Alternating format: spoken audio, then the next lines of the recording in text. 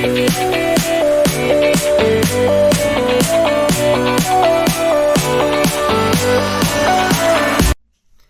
alaikum everyone, welcome to my YouTube channel. This is Baba Ahmed Bilal, and in this video we will solve question number 9 of exercise 7a from New Secondary Mathematics book 1. So question number 9 देखें जिसमें वो कहते हैं that given that AOB and COD are straight lines, okay, find the values of the unknowns in each of the following figures. कि उन्होंने बताया है कि आपके पास जो फिगर्स नीचे दो गिवन हैं उनमें आपके पास AOB एक स्ट्रेट लाइन है और COD भी एक स्ट्रेट लाइन, ठीक है। इसके अलावा हमारे पास जो भी इसमें अननोन होंगे वेरिएबल्स, ठीक है, वो हमने इसमें फाइंड करने हैं, चाहे वो जितने भी हों। तो फर्स्ट पार्ट देखते हैं। इसमें फर्स्ट फिगर आपके पास जो है इसमें देखें AOB, ये आपके पास वो स्ट्रेट लाइन है जो कि उन्होंने ऊपर क्वेश्चन में बताई है। इस तरह से COD भी ये एक स्ट्रेट लाइन, ठीक है। और इसमें देखिए एंगल्स कौन कौन से हैं हमारे पास, A है, 30 है, 40 है, 117 है। तो इसमें से A वो एंगल है जो कि हमने जिसकी वैल्यू हमने फाइंड करनी है, ठीक है जी।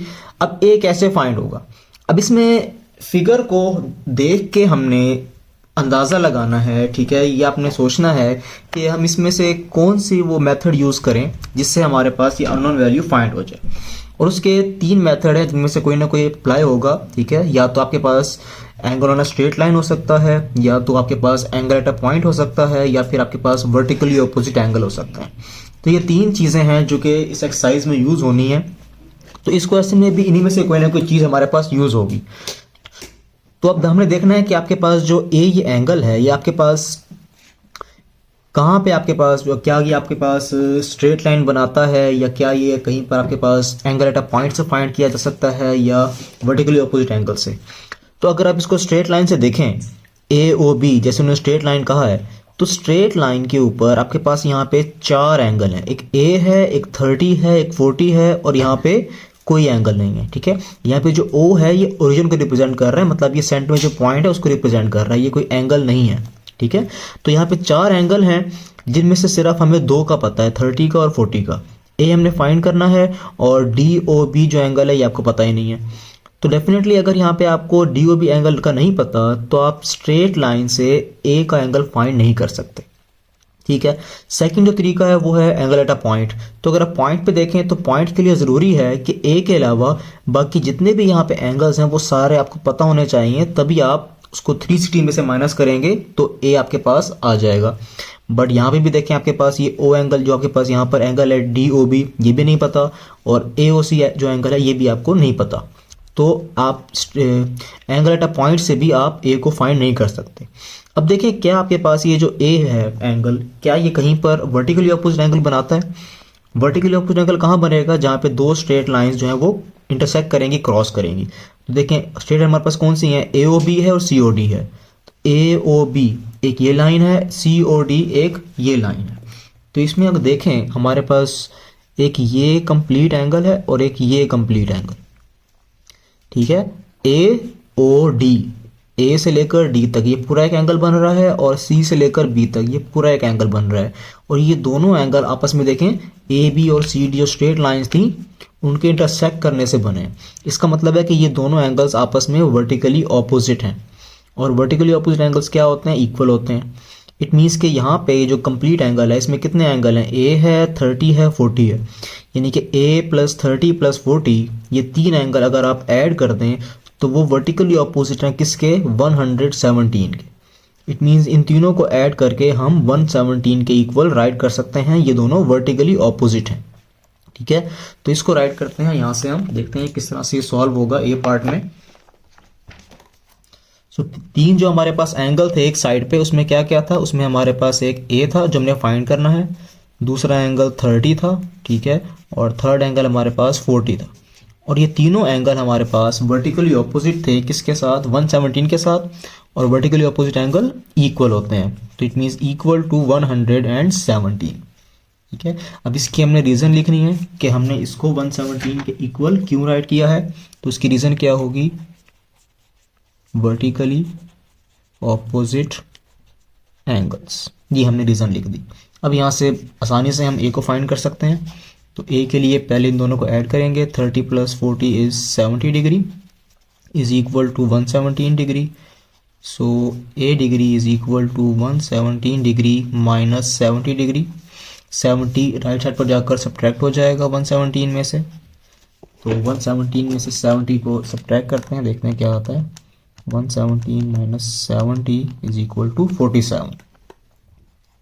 तो ये देखें जी 47, it means A is equal to 47। ये हमारे पास आंसर आ गया है क्वेश्चन नंबर 9 के ए पार्ट का।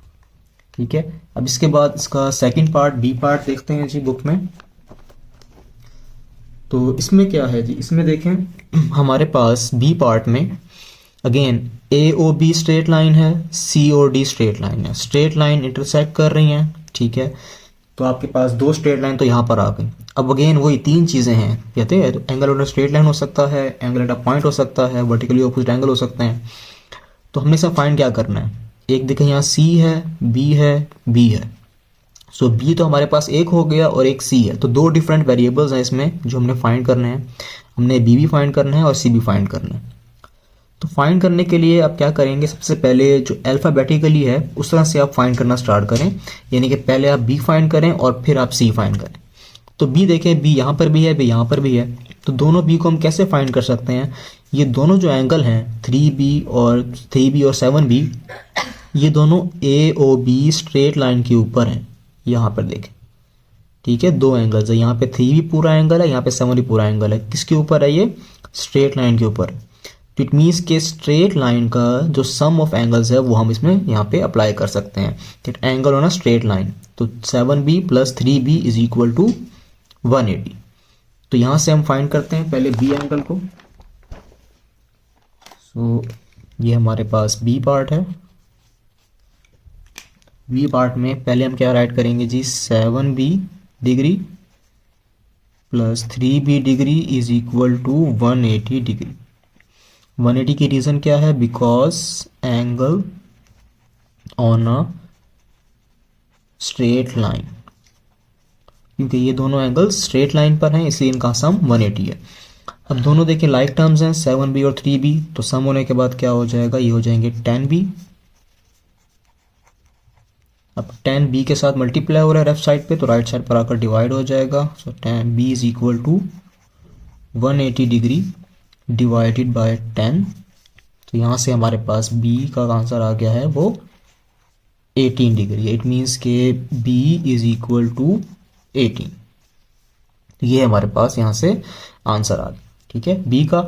अब हमने C फाइंड करना है, तो C के लिए अगेन फिगर को देखते हैं। अब फिगर में यहाँ पे हमारे पास ये C एंगल जो है, ठीक है, ये C एंगल देखें, आप इसको अलग अलग तरीके से फाइंड कर सकते हैं। अगर आप चाहें C और D स्ट्रेट लाइन से भी फाइंड कर सकते हैं, क्योंकि अब आपको B की वैल्यू पता है कि B 18 है। ठीक है, और इसको चाहें तो आप वर्टिकली ऑपोजिट से भी फाइंड कर सकते हैं कि जो C है ये 7B के साथ वर्टिकली ऑपोजिट बना रहा है। ठीक है, ये देखें जितना एंगल यहाँ पे C पर है उतना सेम एंगल 7B का भी है, क्योंकि ये दोनों स्ट्रेट लाइन इंटरसेक्ट कर रही हैं। तो ये आपकी मर्जी है, आप किसी मेथड से इसको कर सकते हैं। अगर वर्टिकली ऑपोजिट करेंगे तो C is equal to 7B हो जाएगा वर्टिकली ऑपोजिट, और अगर आप C और D को स्ट्रेट लाइन से इसको करेंगे तो C + 3B, ठीक है, ये इक्वल हो जाएगा 180 के। और B की वैल्यू आपको पता है, तो B की वैल्यू B की जगह पे 18 पुट करके आप C फाइंड कर सकते हैं। ठीक है, तो आसान यही है कि आप इसको वर्टिकल ऑपोजिट से कर लें। So C is equal to 7B, ये कर लेते हैं जी। So C degree is equal to 7B degree, और इसकी रीज़न क्या है, बिकॉज ये आर वर्टिकली ऑपोजिट एंगल्स। ठीक है जी। अब B की वैल्यू अभी अभी हमने फाइंड की है ऊपर, जो कि क्या थी, 18 थी, तो B की जगह पे हम 18 लिखेंगे। 7 × 18, सो 7 × 18 डिग्री।